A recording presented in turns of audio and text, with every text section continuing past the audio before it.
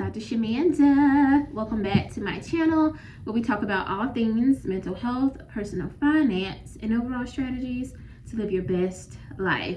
All right, guys, welcome back to day number 2 of 28 on this money education challenge, where I am answering your questions and sharing my thoughts about money and money anxiety, money stress, any life transitions around money, all that good stuff, but from a therapist perspective. Now, if you're new here to my channel, I am a licensed mental health and addictions therapist. I've been in this field of mental health and addictions for almost 2 decades. I know I don't look like it, y'all. I know, but it's true. And I really focus on helping people heal their relationship with money. And y'all, money, like I always say, it impacts so many areas of our lives. And so today I want to talk about why you're not bad with money, you're just scared. Okay, so let's talk about that. All right, number 1. Oh, by the way, I promise that these videos are 8 minutes, from 8 to 10 minutes. So if you can hang in with me for these 28 days, listen, thank you, and you're going to thank me later. All right, guys, so number 1 is really understanding where your money behavior or this whole idea of being bad with money comes from. Where does that story resonate or resonate from or come from, right? Now, one thing I do with my clients and I work with specifically around money or any anxiety around money or depression around money is help them understand their origin story, their money origin story. So really asking yourself, and you can start to reflect on this now, right? But asking yourself, like, when I was a little kid, a little girl, a little boy, whatever, right? What were my thoughts about money? What was my first, like, exposure or experience with money, right? And so for me, like, when I think about money, I think about, I was around my grandparents a lot. First of all, let me say I was raised by a single mom. My mom had, 3 kids. I was the oldest. So that was already a thing. So I knew a lot about everything. I knew everything was going on. Just a lot about stuff that I probably shouldn't have known, to be honest. Like, I was too involved. And I don't know if that was my fault or what, but I don't know, y'all. Like, we're still figuring it out. But I was just always listening, very curious. So I was, aware of everything. So, I would hear the commentary about not having enough money, being afraid of the light bill and all that, the electricity going off, knowing that, we were going to be facing evictions. Like, I was very hyper aware of certain things around money. And, when I would visit my grandparents, they would be in the kitchen arguing about money. So it's always, like, everywhere I went in my family system, I heard conversations about money, but specifically about not having enough. And so I know that for me as an adult, and even in my early 20s, as I became a single mom, and I was a single mom, the origin story, the results of that was still in me. It was a lot of anxiety around money or not having enough, being stressed about it.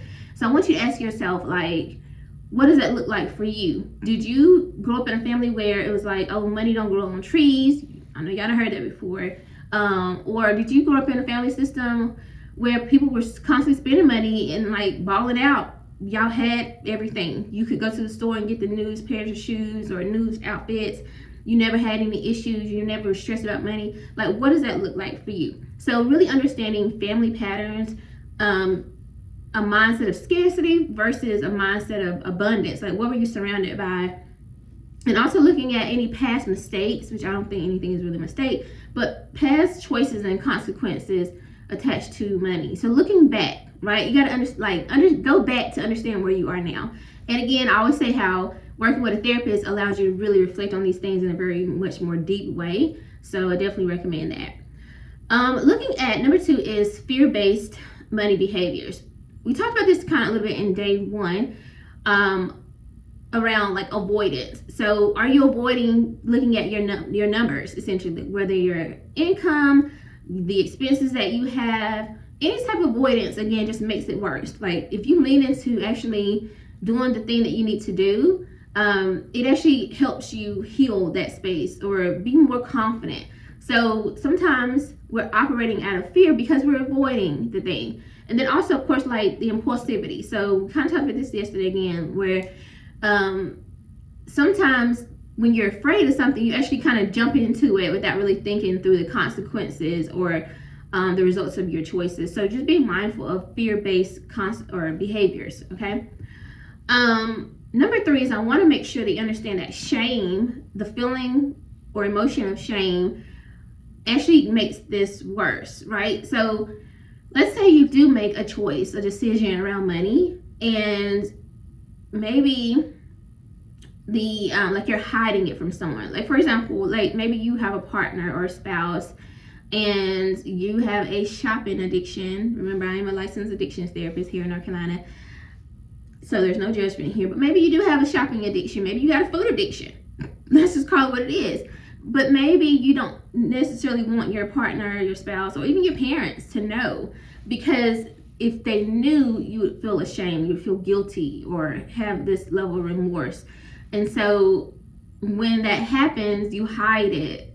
Again, it goes back to kind of avoidance. Like, you're hiding those behaviors because you don't want to feel ashamed. You don't want to be judged or whatever. And if you were open about those things, those behaviors, maybe you could get some help for it. Maybe you could start to work through those challenges and figure out like why you're behaving in that way.